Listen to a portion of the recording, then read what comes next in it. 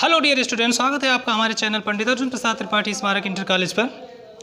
पिछले वीडियो में हमने पढ़ा था रसायन की मूल अवधारणाओं के बारे में, जिसने हमने पढ़ लिया था रसायन की परिभाषा, रसायन की जनक और रसायन की विभिन्न शाखाओं के बारे में, तथा रसायन का दैनिक जीवन में क्या उपयोग है और पदार्थ तथा उसकी अवस्थाओं के बारे में पढ़ लिया था।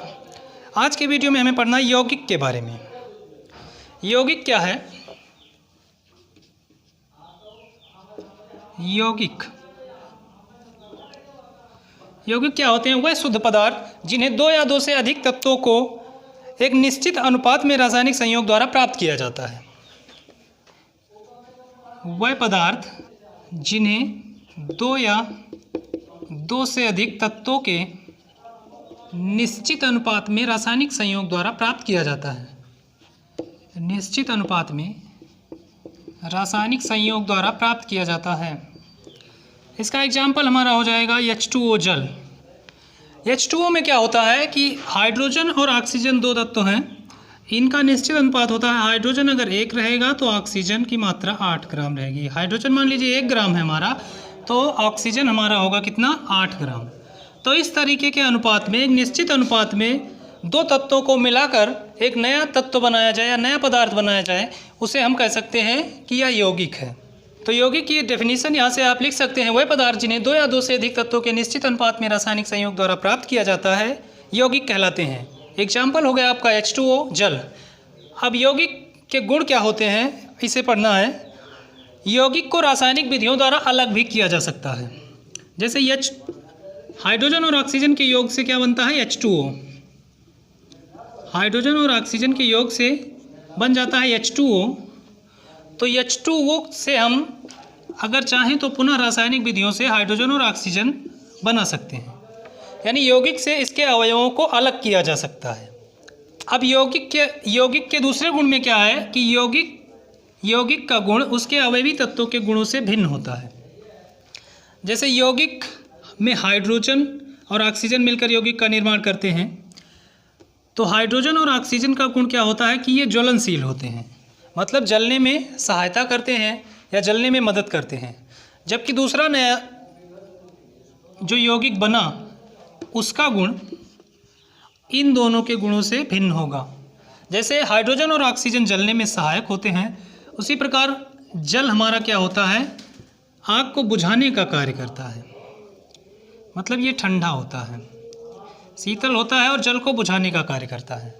तो हाइड्रोजन और ऑक्सीजन के गुण क्या थे? ये ज्वलनशील होते हैं या जलने में सहायता करते हैं, और जल क्या होता है?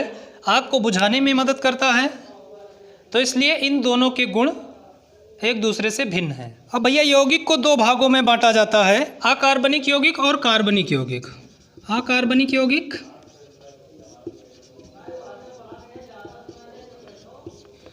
इंग्लिश इसकी होती है इनऑर्गेनिक कंपाउंड्स।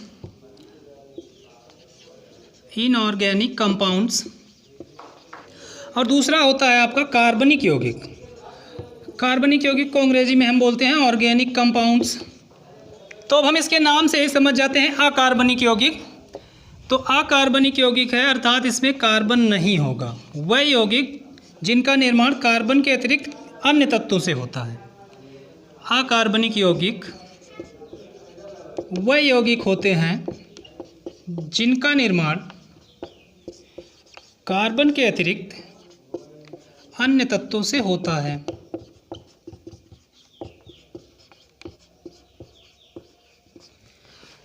जैसे इसका एग्जाम्पल आपका यही पहला वाला हो गया H2O। इसमें हाइड्रोजन और ऑक्सीजन है लेकिन कार्बन नहीं है, तो ये हो गया आपका अकार्बनिक यौगिक का एक एग्जाम्पल।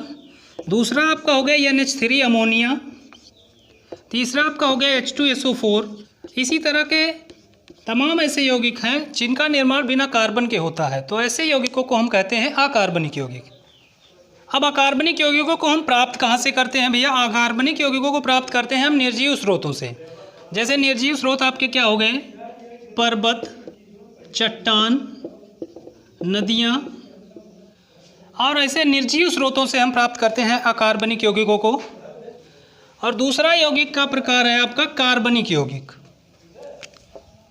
कार्बनिक यौगिक ऑर्गेनिक कंपाउंड्स। अब भैया नाम से ही इसका स्पष्ट हो रहा है कि कार्बनिक यौगिक है, मतलब कार्बन से बने हुए यौगिक।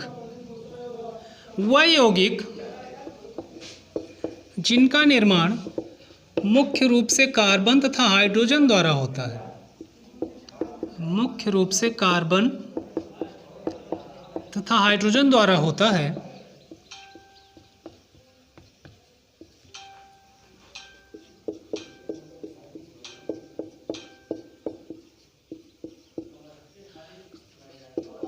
कार्बनिक यौगिक कहलाते हैं।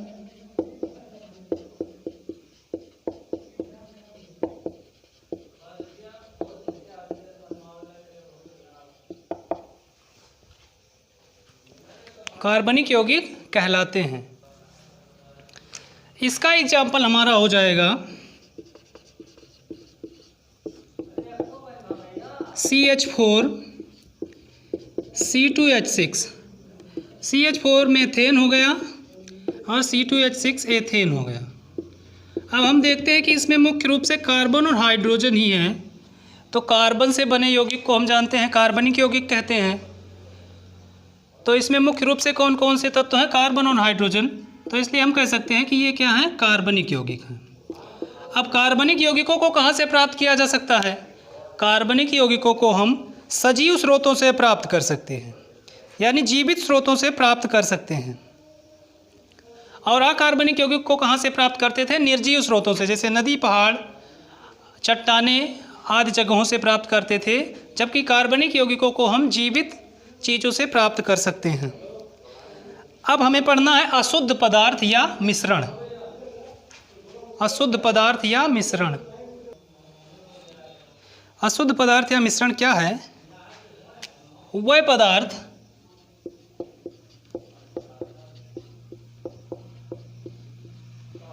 जिन्हें दो या दो से अधिक तत्वों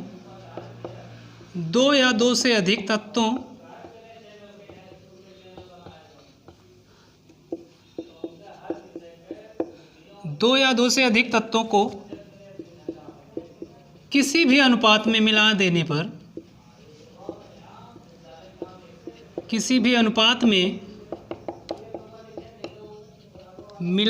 पर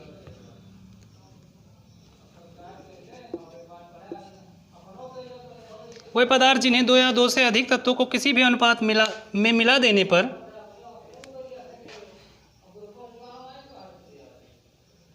जो मिश्रण प्राप्त होता है उसे ही अशुद्ध पदार्थ या मिश्रण कहते हैं। जो पदार्थ प्राप्त होता है उसे हम मिश्रण कहते हैं।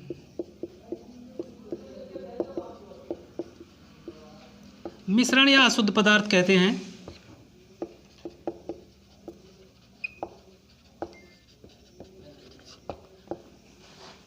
इसका एग्जाम्पल आपका हो गया हवा, दूध, उदाहरण हो गया हवा। अब हवा में विभिन्न प्रकार की गैसें होती हैं, हम जानते हैं नाइट्रोजन, ऑक्सीजन, आर्गन, हीलियम, तमाम प्रकार की गैसें होती हैं। तो इनका एक निश्चित अनुपात नहीं होता, ये किसी भी अनुपात में हो सकती हैं। फिर दूसरा एग्जाम्पल आपका हो गया दूध। तो दूध में हम जानते हैं कि दूध में पानी भी होता है और दूध भी होता है।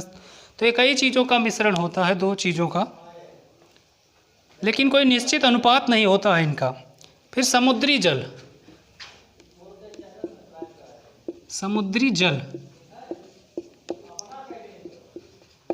समुद्री जल में भी कई चीज़ों का मिश्रण होता है, जिसमें नमक भी होता है, लेकिन कोई निश्चित अनुपात नहीं होता है इसका। किसी भी अनुपात में मिले हो सकते हैं ये। तो ये हो गए आपके अशुद्ध पदार्थ।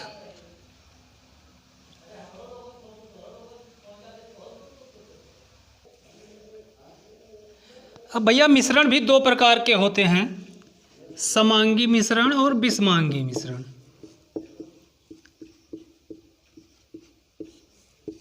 समांगी मिश्रण और विषमांगी मिश्रण।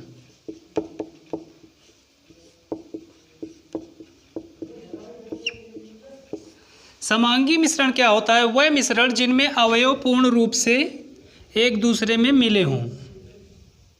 समांगी मिश्रण जिनमें अवयवी पदार्थ मतलब जिससे मिश्रण का निर्माण होता है, वह पदार्थ अवयवी पदार्थ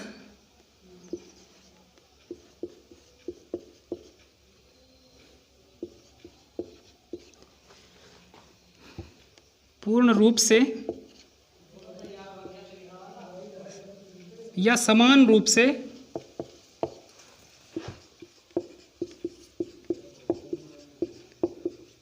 वितरित रहते हैं।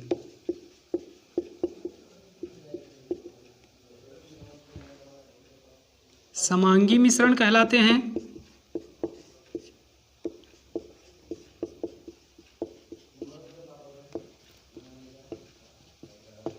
समांगी मिश्रण कहलाते हैं। और विषमांगी मिश्रण क्या है? जिनमें अवयवी पदार्थ असमान रूप से वितरित रहते हैं। जिनमें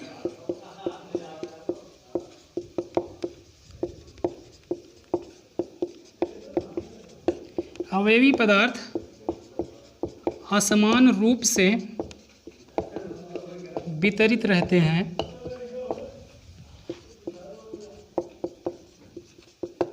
विषमांगी मिश्रण कहलाते हैं।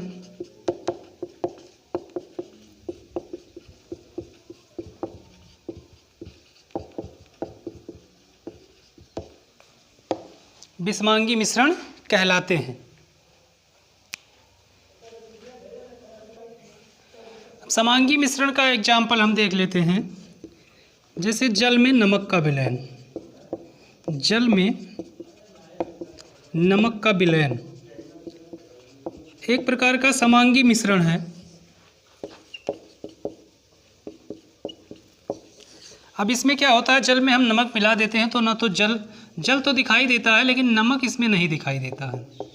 पूर्ण रूप से घुल जाता है, इसमें मिल जाता है एकदम, जिसे हम अपनी नग्न आँखों से नहीं देख सकते हैं। सूक्ष्मदर्शी की सहायता से इसे देखा जा सकता है, लेकिन खुली आँखों से हम इसे नग्न आँखों से नहीं देख सकते। जबकि विषमांगी मिश्रण में क्या होता है, विषमांगी मिश्रण का भी एग्जाम्पल समझ लें। जैसे जल में बालू का मिश्रण। जल में बालू का मिश्रण, तो जल में जब हम बालू मिला देते हैं तो क्या होता है, बालू बर्तन की पेंदी में बैठ जाता है और वो स्पष्ट दिखाई देता है, जिसे हम अपनी नग्न आँखों से बिना सूक्ष्मदर्शी की सहायता से भी देख सकते हैं।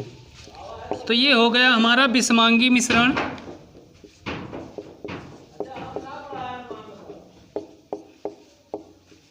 तो ये हो गए हमारे समांगी और विषमांगी मिश्रण के उदाहरण।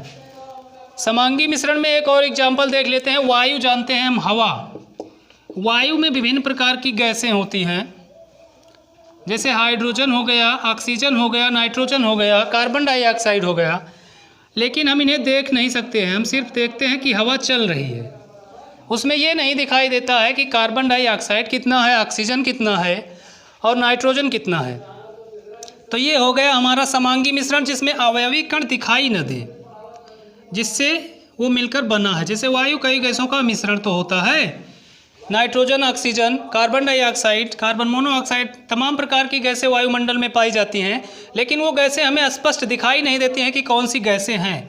तो ऐसे मिश्रण को जिनमें अवयवी कण दिखाई न दें, उन्हें हम समांगी मिश्रण कह सकते हैं। और ऐसे मिश्रण जिनमें अवयवी कणों को देखा जा सके, जैसे जल और बालू का मिश्रण हो गया, तो इसे हम कह सकते हैं विषमांगी मिश्रण। चलिए भैया, आज के वीडियो में बस इतना ही। अगर आपको हमारा वीडियो पसंद आया हो तो लाइक, शेयर और सब्सक्राइब जरूर करें।